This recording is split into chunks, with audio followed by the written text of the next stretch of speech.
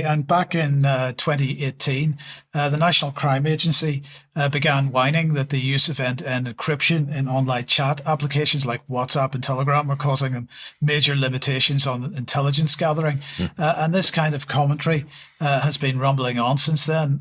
So this was June last year, with a declaration from EU police chiefs, including UK police chiefs, also complaining that they can't keep the public safe without the ability to break encryption, end-to-end encryption online.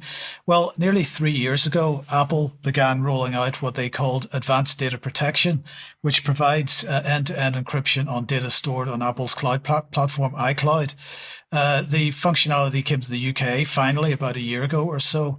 But the UK government has decided that enough is enough. And according to the Washington Post here, they have succeeded in getting a court order demanding that Apple give them access to data on iCloud stored there by British citizens. The issue, the Post says, is that cloud storage is that only the user can and not Apple can unlock the data. And so if there are requests for access to that data, Apple cannot provide it. So the Post reports that rather than break the security promises that Apple has made to its users, that Apple will probably just stop offering encrypted storage in the United Kingdom.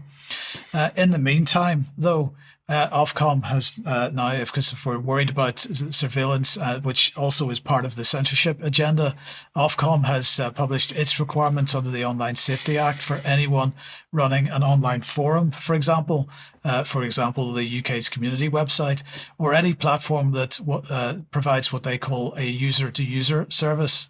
And this is going to require anyone running such a platform to act as a government proxy for the censorship regime imposed by the Online Safety Act. And to that end, they've provided a handy tool for those in doubt to decide. And I'll just scrub through here a couple of graphics. Sorry for the delay on this while we get to the relevant thing. But basically, what they're saying is that if you are in doubt about whether they fall under the regime, according to this tool, then this handy tool will help you work that out for yourself. So any organization, and that means commercial or voluntary, so it's not just applying to businesses, this applies to a club or a society that's running an online forum for a special interest group or whatever. And it's a service where people can post comments or post their own content. They will have to comply with this, with these rules. And the rules are that you have to carry out risk assessments for illegal content, which may be posted on your platform, that you have safety duties on illegal content with respect to taking them down and so on. And you've got to maintain significant records for that. So this is going to put an unbearable administrative burden on small organizations.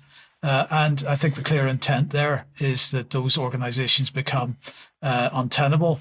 Or managed by an AI service in the future. That will not be sufficient. That won't be sufficient, because what they're talking about here is holding these organizations to account. So, for example, UK Column, I or Brian or somebody could be held responsible for content that's on the community website. We could be facing a jail sentence. Or mothers against vaccines with children with autism. Precisely. Yes. They'll have to be under this regime as well. Absolutely right.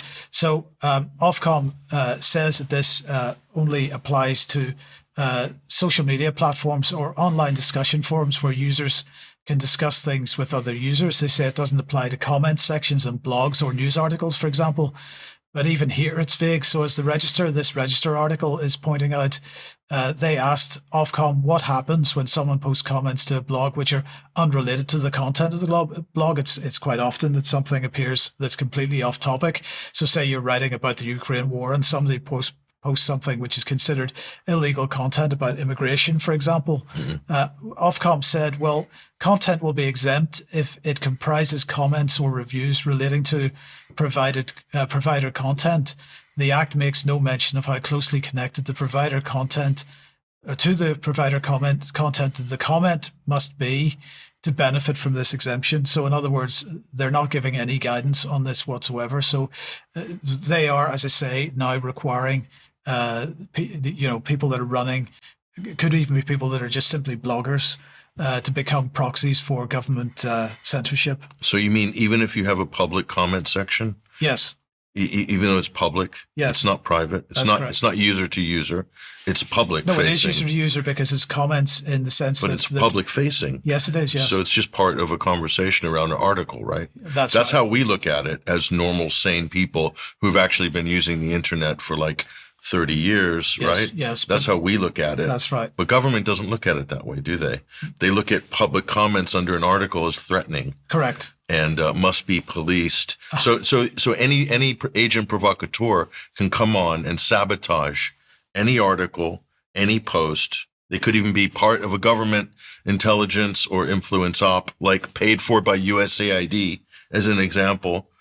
And the aim here is to make sure that the people producing content which might be viewed as counter-narrative or counter what the government would like to see are so tied up in maintaining a censorship and a moderation regime that they don't have time to write the blooming article in the first place anymore. That is the main point here. And they wonder why they're losing hearts and minds is because they're too busy doing Orwellian craziness instead of actually formulating policies that work and help people and improve people's day-to-day lives and lower the cost of living. Hello, hello. Yes. Hint, hint, hint. Exactly. No, we're going to censor you harder.